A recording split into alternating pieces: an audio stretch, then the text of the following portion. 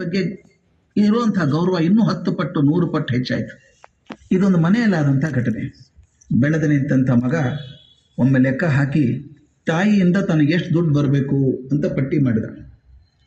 ಆ ಪಟ್ಟಿ ತಾಯಿ ಕಣ್ಣಿಗೆ ಬೀಳೋ ಹಾಗೆ ಆಕೆ ಅಡುಗೆ ಕಟ್ಟೆ ಮೇಲಿಟ್ಟು ಶಾಲೆಗೆ ಹೋದ.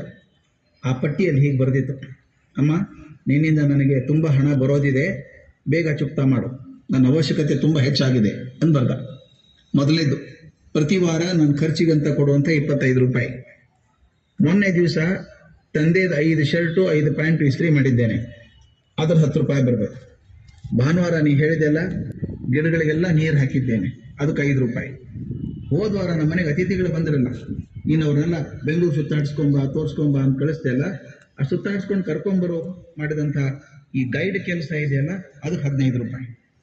ಹಬ್ಬದ ಹಿಂದಿನ ದಿವಸ ಮನೆಯೆಲ್ಲ ಸ್ವಚ್ಛ ಒರೆಸಿ ಧೂಳು ತೆಗೆದು ನೋಡಿ, ರಾತ್ರಿ ಮಲ್ಕೊಳ್ಳೋ ಮುಂದೆ ಆ ಕಾಗದ ಇತ್ತಲ್ಲ, ಅದ್ರ ಹಿಂದೇನೆ ಒಂದು ಬರೆದಿಟ್ರು, ಹೌದು ಮಗು, ನಾನಿನ್ನು ಸಾಲದಲ್ಲಿದ್ದೇನಪ್ಪ, 90 ರೂಪಾಯಿ ತಕ್ಷಣ ಕೊಡ್ತೇನೆ, ಆದರೆ ಮಗು ನಂದು ಒಂದು ಬಿಲ್ ಇದೆಯಲ್ವೋ ಅದನ್ನು ನೋಡು ಅಂದರು.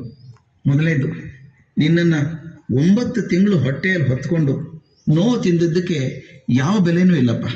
ನಿನ್ನನ್ನು ಹೆರುವಾಗ ಸಾವಿನೊಡನೆ ಹೋರಾಟ ಮಾಡಿ ಪುನರ್ಜನ್ಮ ಪಡೆದ್ನಲ್ಲ, ಅದಕ್ಕೆ ಯಾವ ಬೆಲೆನೂ ಇಲ್ಲ. ನೀ ಪುಟ್ಟ ಮಗು ಆಗಿದ್ದಾಗ ಜ್ವರ ಬಂದು ಬಳಲಿದಾಗ 10 ದೇವರ ಹರಕೆ ಹೊತ್ಕೊಂಡು ಕಣ್ಣೀರು ಸುರಿಸಿದ್ದಕ್ಕೆ ಯಾವ ಬೆಲೆನೂ ಇಲ್ಲಪ್ಪ. ನೀನು ಪರೀಕ್ಷೆಗೆ ಅಂತ ಓದುವಾಗ ನಾನು ನಿದ್ದೆಗಟ್ಟು ನಿನ್ನ ಪಕ್ಕದಲ್ಲಿ ಕೂತದ್ದಕ್ಕೆ ಯಾವ ಬೆಲೆನೂ ಇಲ್ಲ ಮಗು. ನೀನು ಪರೀಕ್ಷೆಗೆ ಹೋಗಿದ್ದೆ, ಪರೀಕ್ಷೆ ಫಲಿತಾಂಶ ಬರ್ತದೆ ಅಂತ ಆತಂಕ ಇದ್ದಾಗ ನಿನಗಿಂತ ಹೆಚ್ಚು ಆತಂಕ ಪಟ್ಟವಳು ನಾನು. ಆ ಆತಂಕಕ್ಕೆ ಯಾವ ಬೆಲೆನೂ ಇಲ್ಲ ಮಗು. ನೀ ಪ್ರತಿದಿನ ಕಾಲೇಜಿಗೆ ಹೋಗಿ ಬರೋವರೆಗೂ ಮಗು ಯಾವಾಗ ಬರ್ತಾನೋ ಅಂತ ನನ್ನ ಕಣ್ಣನ್ನು ಗೇಟ್ ಹತ್ರನೇ ಇಟ್ಟು ಆತಂಕದಿಂದ ಪಟ್ಟದ್ದಕ್ಕೆ ಅದಕ್ಕೆ ಯಾವ ಬೆಲೆನೂ ಇಲ್ಲ. ಆಯ್ತಪ್ಪ, ನನ್ನ ಬೆಲಿನ ಸಾಲ ಇದೆಯಲ್ಲ 90 ರೂಪಾಯಿ, ಆದಷ್ಟು ಬೇಗ ತೀರಿಸ್ತೇನೆ ಅಂತ ಬರೆದಿಟ್ಲು. ಮರುದಿವಸ ಮಗು ಆ ಬಿಲ್ ನೋಡ್ದ, ಎದೆ ಆಳದಿಂದ ನೋವು ಕಿತ್ಕೊಂಡು ಬಂತು, ಕಣ್ಣಲ್ಲಿ ನೀರು ಸುರಿತು. ಒಂದು ಪೆನ್ ತಗೊಂಡು ತನ್ನ ಬಿಲ್ಲನ್ನು ಹೊಡೆದು ಹಾಕಿದ. ಅದ್ರ ಮೇಲೆ ಒಂದೇ ಒಂದು ಸಾಲು ಬರೆದ, ಅಮ್ಮ, ನೀನೇನು ನನಗೆ ಬರಬೇಕಾದದ್ದೀನಿ ಏನೂ ಇಲ್ಲ, ಆದ್ರೆ ಒಂದು ಮಾತು ಮಾತ್ರ ಹೇಳಬೇಕು, ನನ್ನ ಜೀವನ ಪರ್ಯಂತ ನನ್ನ ದೇಹ ಸವಸಿದ್ರು ಕೂಡ ನಿನ್ನ ಋಣ ತೀರ್ಸೋಕ್ಕಾಗೋದಿಲ್ಲ.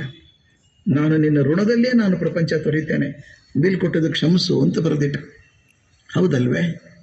ಆಗ ತಾನೇ ಹುಟ್ಟಿದಂಥ ಮಗು ಒಂದು ಅಸಹಾಯಕವಾದಂಥ ಹುಳು ಇದ್ದಾಗೆ, ಅಳೋದು ಬಿಟ್ಟರೆ ಇನ್ನೇನೂ ಬರಲ್ಲ.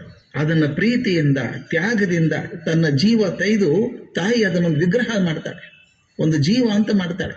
ಅದಕ್ಕೋಸ್ಕರ ಲಕ್ಷ್ಯ ಕೆಲಸ ಮಾಡ್ತಾಳೆ.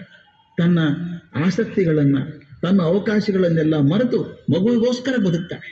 ಒಂದು ಮಾತಿದೆ ಜಾನಪದದಲ್ಲಿ, ಮುಷ್ಟಿ ಬಿಚ್ಚುತ್ತಾಳೆ, ಮುಷ್ಟಿ ಒಳಗಡೆ ಸ್ವಲ್ಪ ಮಣ್ಣಿರುತ್ತಂತೆ, ತಾಯಿ ತನ್ನ ಸೆರಗಿನಿಂದ ಆ ಮಣ್ಣನ್ನು ಒರೆಸ್ತಾಳೆ. ಜಾನಪದ ಕವಿ ಹೇಳ್ತಾನೆ, ನನ್ನನ್ನು ಮನುಷ್ಯನನ್ನಾಗಿ ಮಾಡೋದಕ್ಕೆ ತಾಯಿ ಲಕ್ಷ್ಯ ಕೆಲಸ ಮಾಡ್ತಾಳೆ, ಅದರಲ್ಲಿ ಇದು ಮೊದಲನೇ ಕೆಲಸ, ಸಣ್ಣ ಕೆಲಸ. ಆದರೆ ಅದು ಮಣ್ಣು ಒರೆಸೋ ಕೆಲಸಕ್ಕೆ ನನ್ನ ಮೇಲೆ ಎಷ್ಟು ದೊಡ್ಡ ಋಣ ಇದೆ ಅಂದರೆ, ನಾನು ದೊಡ್ಡವನಾದ ಮೇಲೆ ನನ್ನ ಮೈ ಮೇಲಿನ ಚರ್ಮ ತೆಗೆದು ತಾಯಿ ಕಾಲಿಗೆ ಚಪ್ಪಲಿ ಮಾಡಿದ್ರು ಕೂಡ ಬರೀ ಮಣ್ಣು ಒರೆಸಿದ ಋಣ ತೀರ್ಸೋಕ್ಕಾಗಲ್ಲಂತೆ, ಇನ್ನು ಉಳಿದದ್ದಂತೂ ಬಿಡಿ. ಅಂಥ ತಾಯಿಗೆ ನಾವು ಏನು ಕೊಡ್ಬೋದಪ್ಪ? ವೃದ್ಧಾಶ್ರಮನ ಏನು ಕೊಡಬೇಕು? ನಾವು ಕೊಡೋದು ಏನೂ ಸಾಧ್ಯ ಇಲ್ಲ. ಕೃತಜ್ಞತೆಯಿಂದ ಆಕೆ ಮಾಡಿದ್ದನ್ನು ನೆನೆಸಿಕೊಂಡು ಸದಾಕಾಲ ಆಕೆ ಬದುಕಿರುವಷ್ಟು ಕಾಲ ಸಂತೋಷವಾಗಿ ನೋಡಿಕೊಂಡ್ರೆ ಅದಕ್ಕಿಂತ ಹೆಚ್ಚಿನ ಕಾಣಿಕೆ ಬೇಕಾಗಿಲ್ಲ. ನಾನು ಇವತ್ತು ಆ ಮಾತನ್ನು ಹೇಳಬೇಕಾಗಿದೆ. ಎಷ್ಟೋ ಜನ ವಯಸ್ಸಾದ ತಾಯಂದರು ಮನೆಯಲ್ಲಿ ಓಲ್ಡ್ ಬ್ಯಾಗ್ಸ್ ಆಗಿದ್ದಾರೆ, ಎಲ್ಲಿಡೋದು ಇವ್ರನ್ನ ಅಂತ ಚಿಂತೆ ಪಡ್ತಿದ್ದೀವಿ. ಆಕೆನೂ ಹಾಗೆ ವಿಚಾರ ಮಾಡಿದರೆ ನೀವು ಇರ್ತಾನೆ ಇರಲಿಲ್ಲ. ಆಕೆ ತನ್ನ ಜೀವ ಒತ್ತೆ ಇಟ್ಟು ನಿಮ್ಮನ್ನು ಬೆಳೆಸಿ ಒಂದು ಪ್ರಯೋಜನಕಾರಿ ವಸ್ತು ಮಾಡಿದಾಗ ನಾನು ಆಕೆನ ಹೇಗೆ ನೋಡ್ಕೊಳ್ಬೇಕು? ದೇವರಿಗೆ ಒಂದು ಮನೆ ಇದೆ, ದೇವ್ರ ಮನೆ ಅಂತ ಕರಿತೇವೆ, ತಾಯಿಗೊಂದು ಗೌರವದ ಸ್ಥಾನ ಬೇಡವೆ? ನಾವೇನೂ ಮಾಡೋದು ಬೇಡ ತಾಯಿಗೆ. ಆಕೆ ಕೊನೆ ಉಸಿರಿರೋ ತನಕ ಗೌರವದಿಂದ ಪ್ರೀತಿಯಿಂದ ಕೃತಜ್ಞತೆಯಿಂದ ನೋಡ್ಕೊಂಡ್ರೆ ತಾಯಿ ಮಾಡಿದ್ದ ಬಿಲ್ಲ ಚುಕ್ಕ ಮಾಡ್ದಂಗಾಯ್ತು. ಅದರಿಂದ